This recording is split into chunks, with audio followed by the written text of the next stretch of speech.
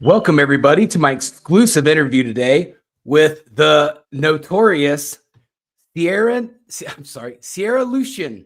Welcome to the interview, and I'm glad you took the time to. I know you're extremely busy, and you had to reschedule because you have all these events, and I'm very happy that you took a few minutes to come on my show and have a little conversation. Absolutely. I am so pleasure to be here, and I want to thank the expandable whole team and everybody that put some, work and effort into today happening. I want to thank you for allowing me on this platform. Oh, I highly appreciate those kind words. So I when we had discussed doing this, and I had to explain to you that I'm kind of a little guy just trying to get off the ground, and you were very it was very humbling, what you said to me that everyone has a place to start, and it really set me back, and I started thinking about it for like the next day, and I said, wow, this is just she's just a genuine human being and she's still on the ground. And I Yeah. really like that. And so as I dug, into, what your platform is and all the things that you do, I became more and more impressed. And I'm sure and I'm sure you probably don't do this for, all the, to feel good about yourself. You have objectives. Like Yeah. you are out there really, really trying to do something. Right. So, my name is Sierra Lucian. I go by Boss Barbie One on Instagram. And if you want to know more about my platforms and in general, you can go on sierralucian.com. First and foremost, Nipsey Hussle was one of my best friends, and I definitely want to continue the legacy in which he left. I want to continue that marathon. So my main goal has always been the community in which I work, thrive, and play in. So, with that being said, my main goal is to secure funding for my organization, which is Greater Opportunity. So, I am an author. I do like movies and books, and I write kids' books as well. But my main priority is for me to secure funding to keep houses open and have these beds open for these children that are placed in these homes or taken from these homes and they have nowhere to go. So, with that being said, our children that are being taken away from homes is reached an all-time high. So we want to not only be able to take the children from the home and put them in a better environment, but we want to have the space. We want to have the beds open and available for these children to go in. We don't want to be able to have to house kids in hotel room, from 15 up to 17 and 18-year-old children in hotel rooms because they're children themselves. And if we're taking them from their homes, we at least need to be able to put them in a nice, comfortable, safe home where they have an amazing living environment and they can thrive in. That's fantastic. And how did you get your start into working in the your own section of the foster world? How did you get that going?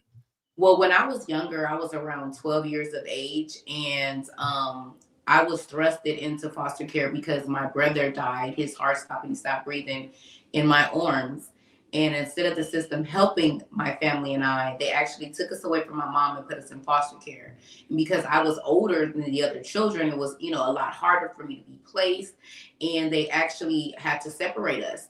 And because I was rebelling and I didn't have the proper tools that I needed at that age to be able to, express myself or counseling or therapy or anything of that nature, I then started searching for that void in the streets. And then I started to become a ward of the court because, like my other siblings, we were all going to court. However, I had became a ward of the court because I started, thriving through the streets and I started gangbanging and I started looking Right. to do things outside of my norms that I grew up with because I had nothing and I wanted to make something out of nothing. So I resorted to the streets. I resorted to being able to gangbang. And that sense of belonging is where I found it in the Notorious Rolling 60s. And not only was it a gang, but we were family more than anything. And we were searching for things that we could not get from our home front. And at the time, I had no home front. My home front was destroyed by the system.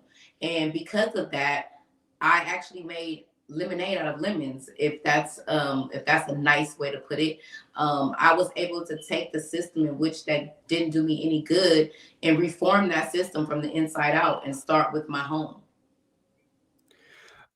So that's where I was kind of going to go with that.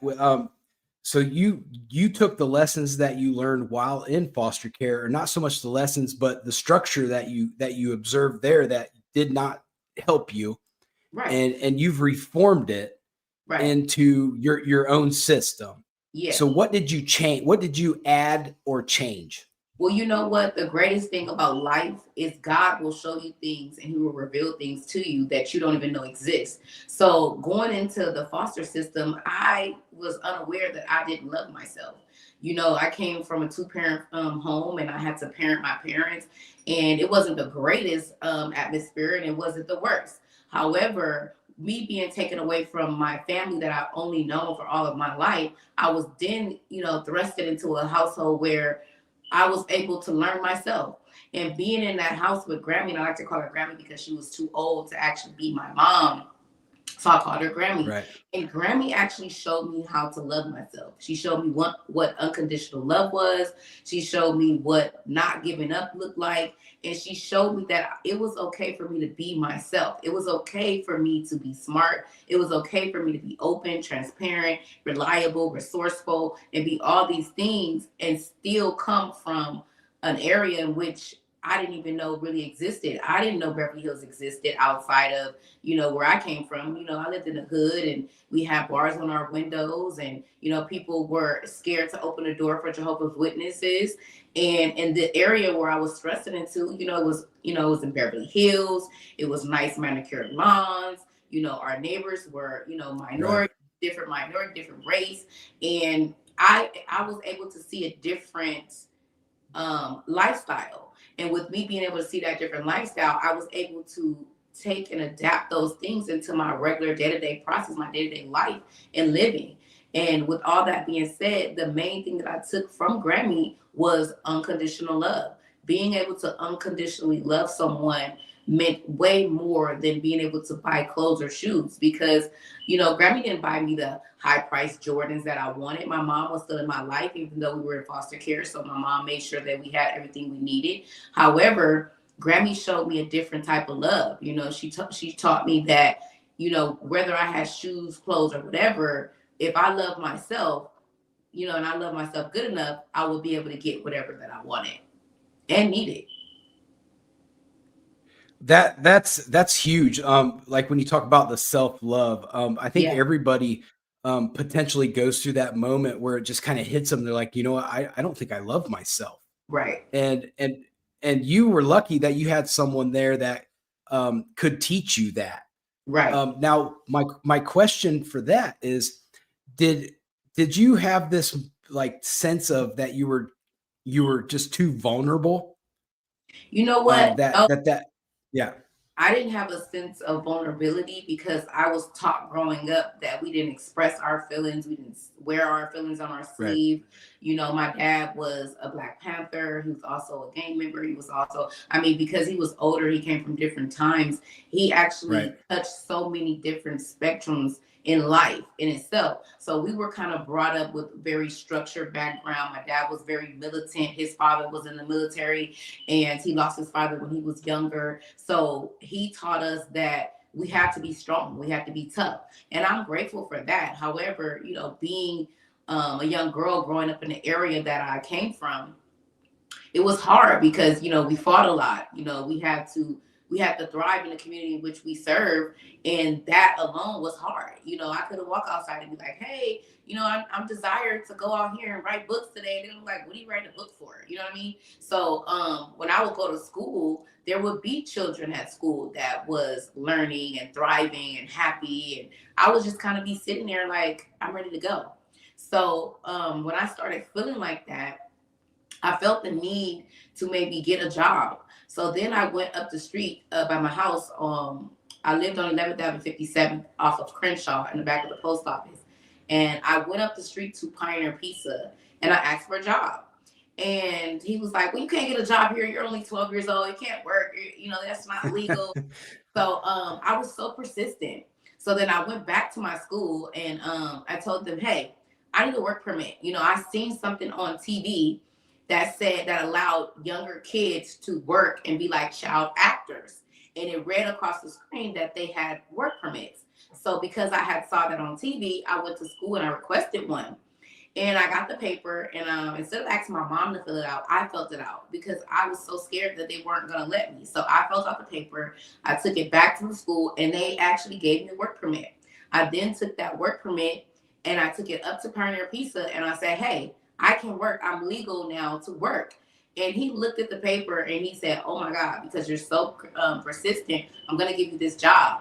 So that beginning right there, that showed me that my tenacity, my drive, it was going to get me what I wanted and needed in life if I just continued and without taking no for an answer. So working at Pioneer Pizza, I was able to gain the skills that I wasn't gaining at home, whether it was like financial, people savvy, being able to have excellent communication, customer service. I learned those things very young.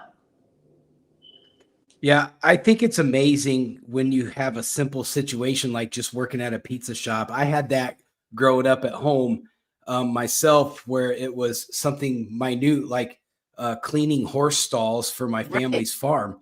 Mm-hmm. I still use that work ethic to this day. I Absolutely. learned how to work. So it's everybody. If anybody watching this takes anything from this, that these little things are going to pay dividends for you later.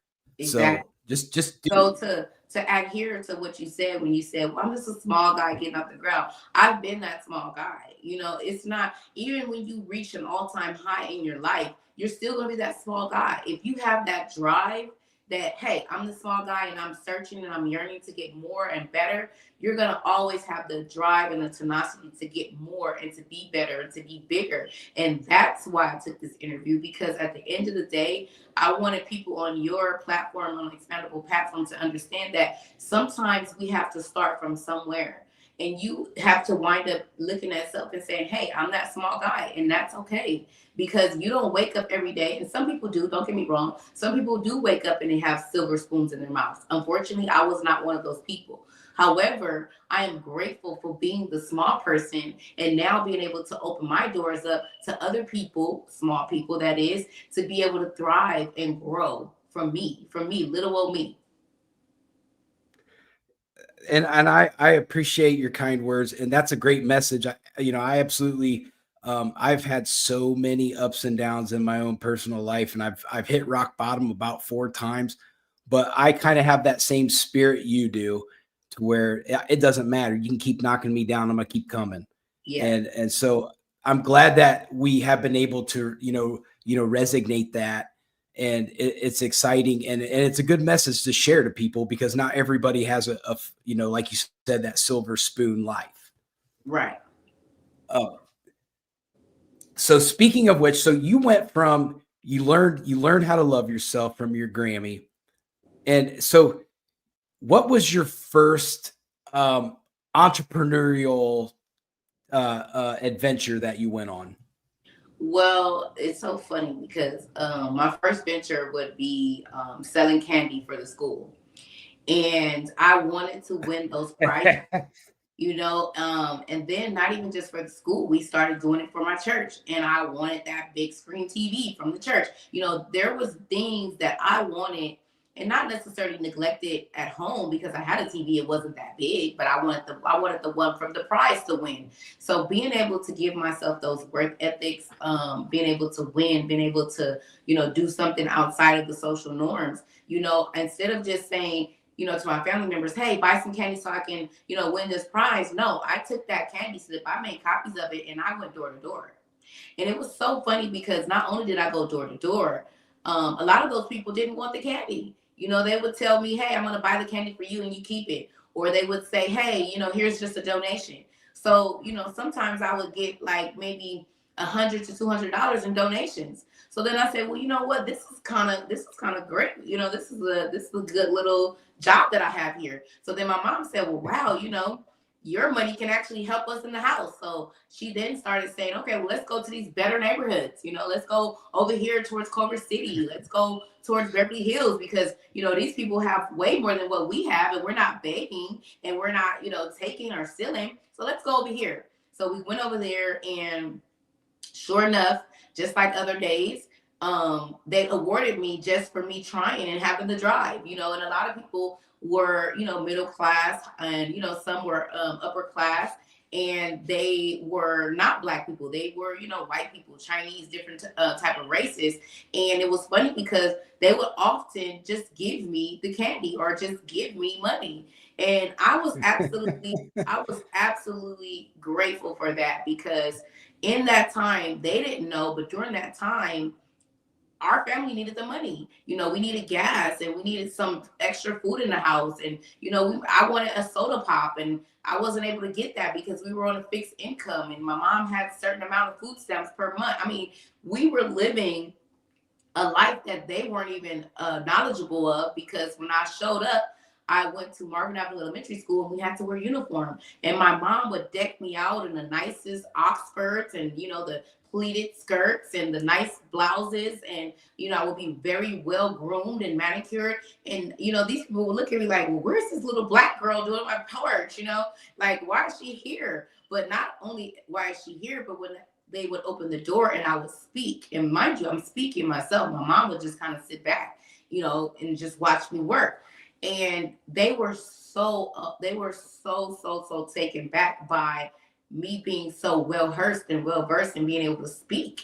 A lot of children my age, they weren't speaking like that. They weren't having, not scripts because this was something that I kind of made up myself, but I kind of, created a way in which I requested for them to even purchase candy from me. And I wasn't looking for a handout, but they were so open and transparent to giving me that because they were so like, wow, I can't believe this girl is so well versed and able to sell candy. And her mom's just standing back there and she's beautiful. When I was younger growing up, they told me I looked like Janet Jackson.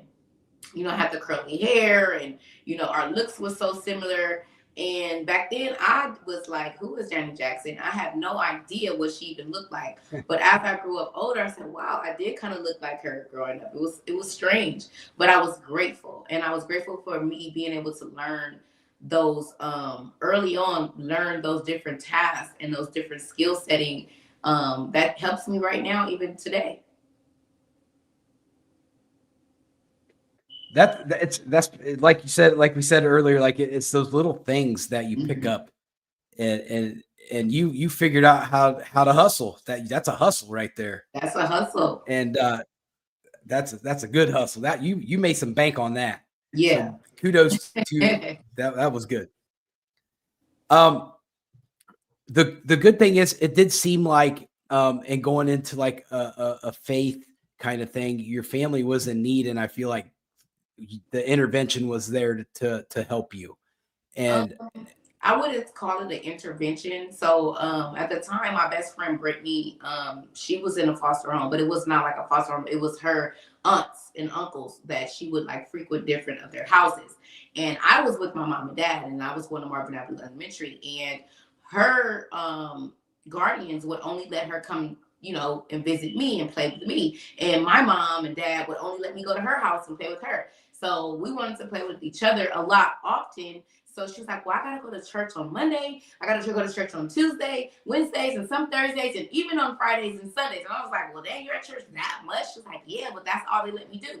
And because this was my best friend, I wanted to go to church. So she took me to church. And by her taking me to church, I was then saved. I was baptized. One of my books is Don't Judge a Book by Its Cover. And it talks about my life and different chapters of my life and going alternating from, from different things that went on in my background. And then my children's books is Sierra's Brave Adventure. It talks about foster care. It talks about, finding people along the way that help you on your journey. And then I have a new book that's just now launching, that's coming out, getting ready to come out. And hopefully you'll have my website up and you guys can go there and get all my books. I also have a prayer journal and things like that. And you'll have the exact wording and naming for that. And you guys can go and pick them up on Amazon. Yeah, I will absolutely throw all your links up I'll throw them up in the comments on here, and I'll put them all over my socials. That way if people want to get your books, they'll have easy access to go purchase them. I think I think your children's books are phenomenal. Thank I have already ordered them, so I can't wait to get them, you. because you talk when you look at how many books are there out there about how to, if you're a child in foster care, and how to make it through foster care. I've never read one, not one. Right. So you're the pioneer. Right. I've And never read one at all. so when it comes to being a kid and you're in foster care and you go through all these thoughts and these emotions, Hmm. and I'm sure you can relate, and you could probably describe every single little thought that a kid is going to go through while in foster care, but you've given them the playbook and said, Right. here, this is going to help you. Right. And I love that. Yeah, because it's about your journey. People will often try to get to the end of it and try to get to the end of the road and say, hey, what's coming next? But ultimately, you will look up and find that it was about the journey. It was about everything you learned on the way, all the people you met while you were on your way going to where you're trying to go. That is what mattered. That's what matters in life. Yeah, it's unbelievable. And for you to, get those books out there to help these, these kids going through foster care is unbelievable. And then not only that, but you've expanded that into your own organization, and it's just unbelievable. And correct me if I'm wrong. Do you have two locations for your Yeah, greater I have opportunities? one in California and one in Atlanta. My goal is to be global. So that's my goal, to be all over the world so that we can have a greater opportunity every city, every state that you can even dream of. That's fantastic. Like, so how are you linked up with the a lot of the foster care like caseworkers and stuff? Are you on like a Yeah, referral with absolutely. some of So the counties? in Atlanta, it's through DFACS. Those are the contracts through Yeah. DFACS. And in California, the contracts are through DCFS. Okay. So um that's really good. Atlanta, I've only been down in Atlanta for 5 years. I came down here from Ohio, and my job brought me down here to do whatever it does.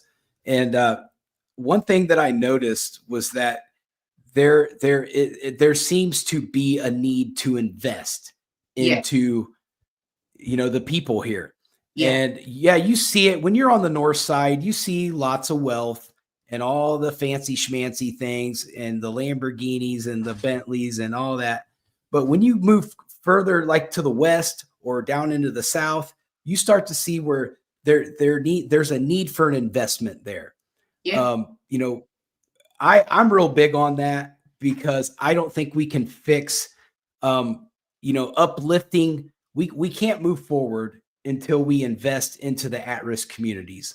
Right. It's going to be impossible, And because we can't just leave. what's so funny is that all the areas are at-risk communities. It's just when you go to these other areas, they have more resources. You have more people that's giving their Right. time, effort, and monies to actually, get those areas controlled per se. You're gonna go wherever you go in the world. There's always going to be a ghetto, and there's always going to be an upper crust area, and that's just life. But the goal is to be able to maintain stability in both areas and not just one. Yeah, and I think the monetary investment needs to be there. What I would like to see is more trade schools that are in a close Absolutely. proximity. You can live a good life as a young man or a young woman just by learning a trade, and Right. you'll get in with a good union, and you're going to make 35 dollars an hour, and Right. you can live a good life that way. And people are saying learn a trade, but a lot of our what I teach my kids is you're born with the gift, so exercise that and make sure you work that and let it work itself. Because um, if you don't have a dream, you won't be able to know how big you can go. Always working for someone, that's okay. Working for someone, that's great. Having a 401k and being able to have benefits. But ultimately, What do you want your legacy to be? Do you want it to be that you work for someone for 40 years, or do you want your legacy to say, hey, I was able to employ 40 employees for 40 years? So I just learned a valuable lesson right there, that you sometimes maybe you just need to change your perspective. Right. Rick Warren wrote a book, and he's very close. He was close friends with my pastor back home, William H. Hemphill. Rick Warren wrote a book, and it was called The Purpose Driven Life. Right. And Yes. I was actually going to a training in Torrance, and we did the Purpose Driven Life training. And in that training, I learned some valuable things, and one of them being how you receive things. Your receiving has to be changed in order for us to be different. And the reason why it stuck to me like glue was because at the time, my son's grandmother and I, and now we're like this, but you wouldn't believe it back then. We were always at odds, and I didn't know why. And she would often tell me, "Well, I love you. I don't know why we fight so much," and da da da. But sometimes when we receive things the wrong way, and coming from the people that we love, or just the people that we're gaining structure from, it's sometimes shunned upon because we're looking at it as criticism versus constructive criticism. So once I changed my way of thinking, I was then able to change my life per se. And those moments like that is what got me to where I am today. Being able to change the way I think, being able to change the way I look at things, my outlooks and my perspective on things. That's what ultimately changed my life. Right. And it's really uplifting to hear, your story, coming from, the streets of Crenshaw, heading down a bad path, and then just Yeah. changing the way you think. And I never had to change because this is who I was back then. okay.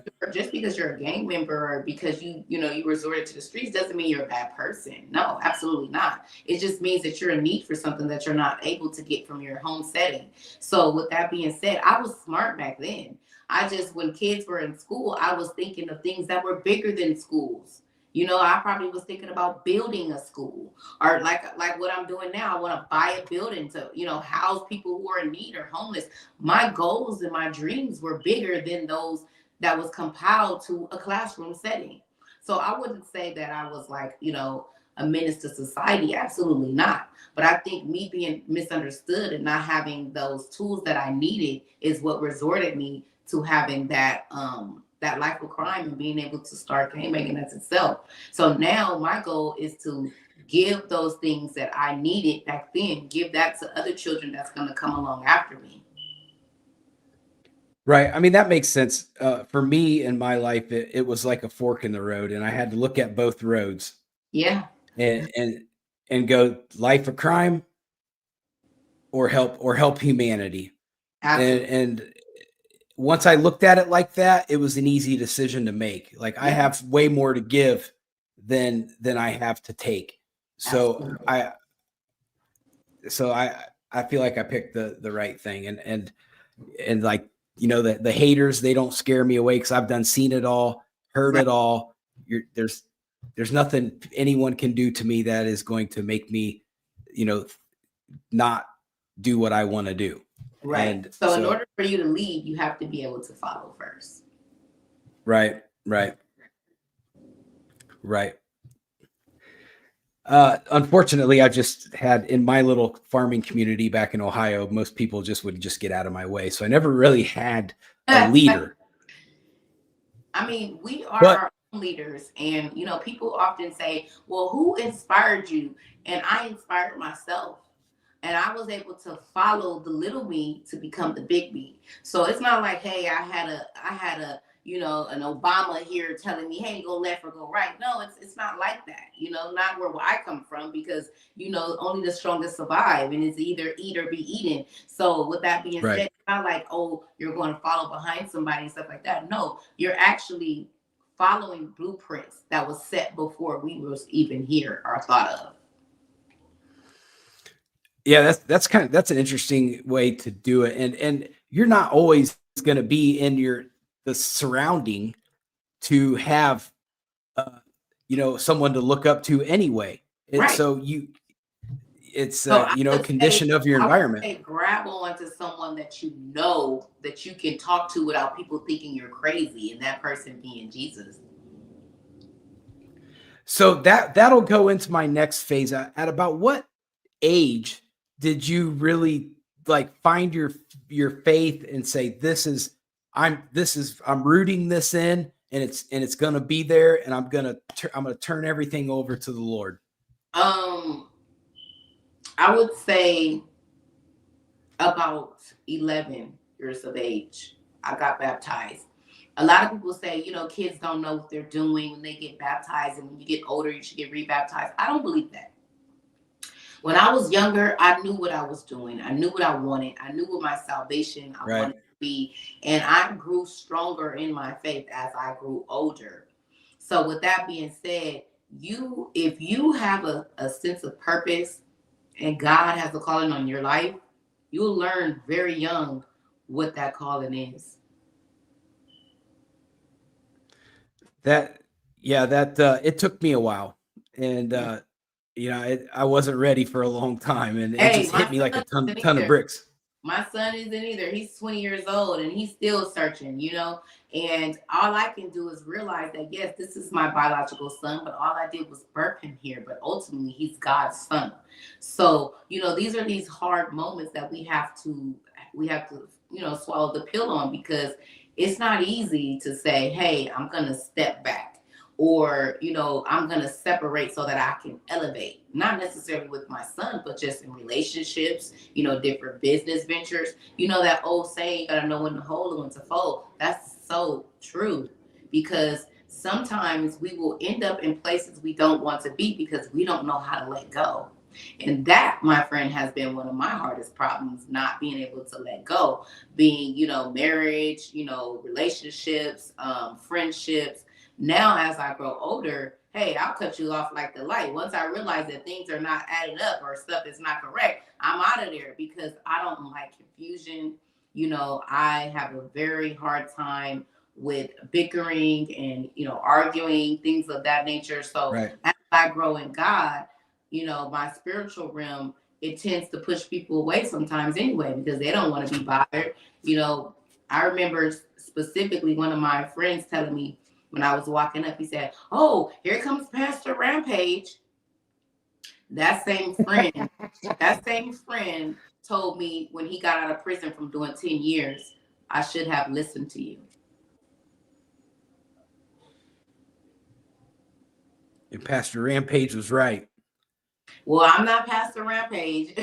I'm not Pastor Rampage. However, I'm an evangelist. And when God put a purpose on your life, you will speak it. You'll be able to go in different places where other people can't necessarily go. And mine was the hood.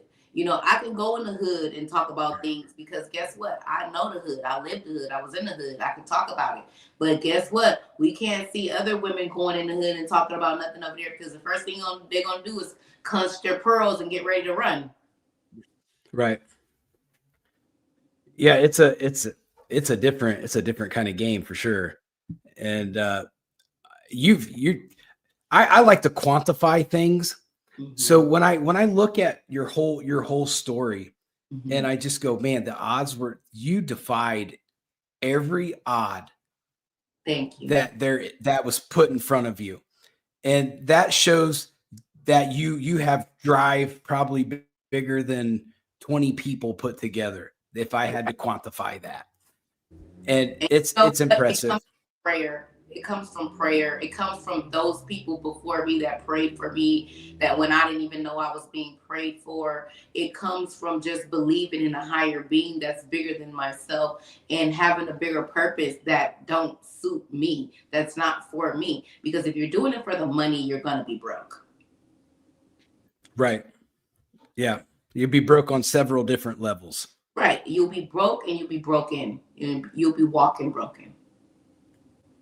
You have to love what you If you love what you do, you wake up every day, you work, and it won't mean anything to you besides giving what you need to give to the world, because it won't seem like work. But you'll be living in your purpose, and you'll be designed to help others. And that's what ultimately what we're here for. But that those type of things unfortunately have been lost along the way because people are glorifying the wrong things. So I have to ask, when you run, when you're in your foster care facilities, how hard is it to watch a child leave your facility? You know what? I wouldn't say that's the hardest part. That's the great part, actually. Our main goal is Okay. reunification. Reunification is what something that we love to see. We love to see it done. But I would say the hardest part is for a child to leave your care and go to another placement or another home, and then something happens to that child. That is the hardest part.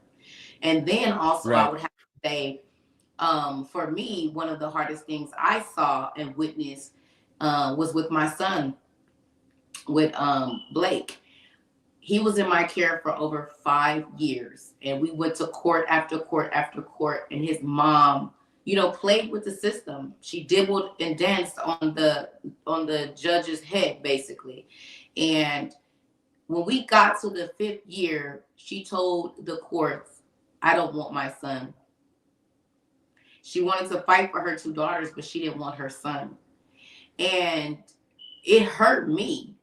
And I thank God that my son didn't even know her enough for it to hurt him. However, when I saw that, I realized that, some people are just not fit to be parents. And with that being said, that moment right there, I vowed to adopt my child. And I got him when he was 1 year old, and he's now 13 years of age. So you taught him unconditional love. I taught him unconditional love. And when they told me that, my child would be a vegetable, basically, um, I still prayed. I prayed for him and with him, and I learned sign language to be able to speak and talk to him. I would stand him up and he would fall straight down. He couldn't talk, he couldn't walk, he couldn't emulate words. And now he's talking, he's walking, he's driving. He has a speech impediment. He has a very, issues with his speech and things like that. He will never be at the age capacity of a 13-year-old right on track. However, everything that they said, it has been proven that that was incorrect. Now, I'm a firm believer in God, and my child is autistic, but so was Albert Einstein. So with that being said, we have to love these children in spite of the diagnosis and be able to give them unconditional love so that they can thrive. That that's unbelievable. That I did not know that. That story is not part of your bio. So I'm glad you shared that with us. It's incredible, and you didn't give up on a child that you didn't birth, and Right. that's unbelievable. You Yeah. have a giant golden heart in there somewhere. You know what? I think it's Grammy all the time, over and over. I don't know. But I will say this. Um, when we open our homes, we change a lot. We lose a lot of freedom, time, vacations, love, relationships. We lose a lot. But when you're able to say that I'm going to do the work in spite of my own personal self, then you will watch the world change right in front of your eyes. And the only thing that will matter to you is what great and what good you're putting back into the universe. Well, I would say that you're putting enough back into the universe for about 100 people, Thank but you. it doesn't mean we got to quit doing our part. Right. Absolutely not. I definitely am. I will definitely try to keep up with you. It's what you're doing is important to society, and I hope that your organization continues to grow, and that you continue to thrive. Uh, through the glory of God, and you're doing a great thing. It's God's work, and not everybody is made for what you do. That's right. Everybody has their own lane. So Sierra, I do not want to keep you any longer than I know you have your red carpet event. I know you have a busy ordeal. I follow I all have your to take social right media. after this. So yeah. So I want to thank you once again for taking the time to let us know who you are and what you've been doing. My all my listeners are gonna love you. I'm gonna throw this video all over the place so everybody can get to know you and Make sure you hopefully send it to me. I can go ahead and upload it as well. I don't know how you're gonna mix it up and scratch it up or make it look good or whatever, but make sure you send it to me so I can go ahead and get it out on my platforms as well. And I will definitely do that. I want to encourage you to continue on, and there's going to be a lot more people that's going to grace your presence. And who knows, you might be the next male Oprah. Yeah, I could probably do that. I mean, I would be broke. I'd just give all my money away though. Just That's like here, okay. everybody, That's go be okay. go be Hey, happy. you can't Just take it long, with you when you're dead. right? You can't. You can't. I mean, I would need just enough money to like upgrade all my podcasting equipment, and that's it. The rest of it. Well, God will give you But all thank you. your heart, and you're welcome. And thank you so much for having me. Yes, ma'am. And good luck to you tonight at your event. Thank you. All right. That's the end of the Expendable Show. I'm out. Peace.